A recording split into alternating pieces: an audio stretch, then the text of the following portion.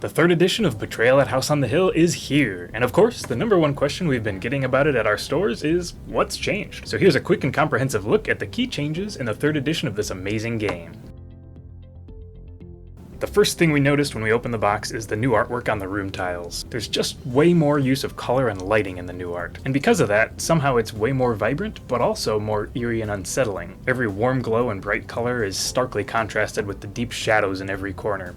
Tints of green appear from unnatural light sources, and the splatters of blood look fresher than ever before. Along with those tiles, the character artwork has a much richer look, and the miniature quality is worlds better, although they no longer come pre-painted like they did in the previous edition.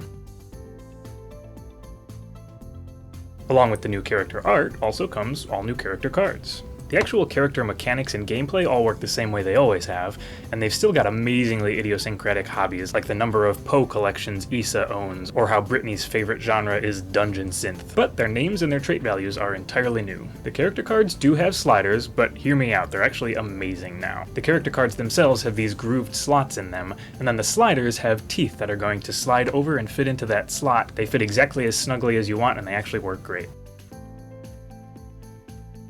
Yep. Every single haunt in this book is new. These are going to be mostly the classic Traitor Among Us style haunts where somebody is revealed to be the monster all along, but they also include some free-for-all haunts, haunts where the traitor is hidden at first, and haunts with no traitor at all. They've also done away with the haunt matrix for determining who the traitor is. The traitor is now determined by your scenario card.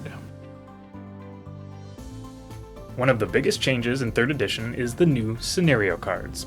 Don't worry, they feel totally in line with the theme and the mood of the game, and in a lot of ways they make the gameplay feel more fluid and user-friendly. When you begin a game, you're going to pick one of the 5 scenarios, and that's going to provide you with a reason why your characters have shown up in this clearly haunted house. Perhaps the house is for sale, and you've come for an open house to see it, or for the free food.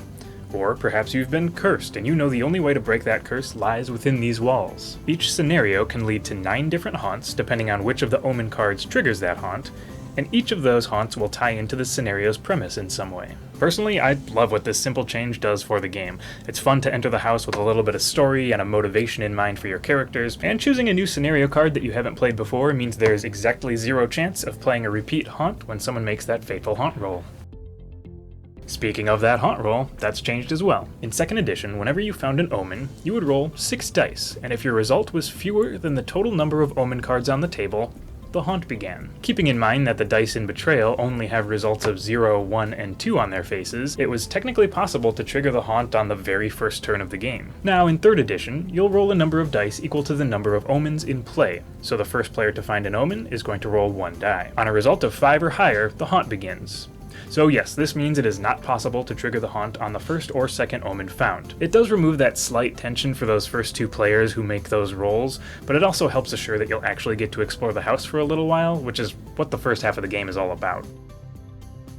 Once that fateful roll happens and it's time for the haunt to begin, and after you've checked your scenario card to see which haunt you're in and who the traitor is, the mechanics of setting up a haunt are basically the same as they've always been. The difference is that the introduction and setup of the haunt is done publicly between the traitor and the heroes.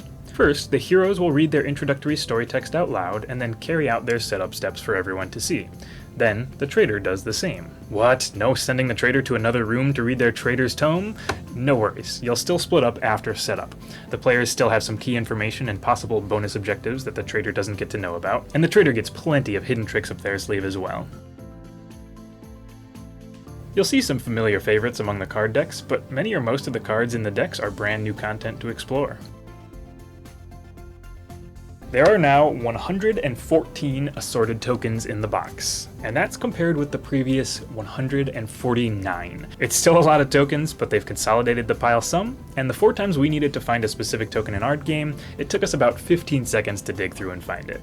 There are a few more rules tweaks and new terms to know, but they've been kind enough to include a list of important changes on page 5 of the rulebook. That'll do it for all the big things that are new in the 3rd edition of Betrayal at House on the Hill. Thank you so much for watching. Hit that subscribe button if you want to see more handy videos like this when we put them out, and we'll see you in the next one.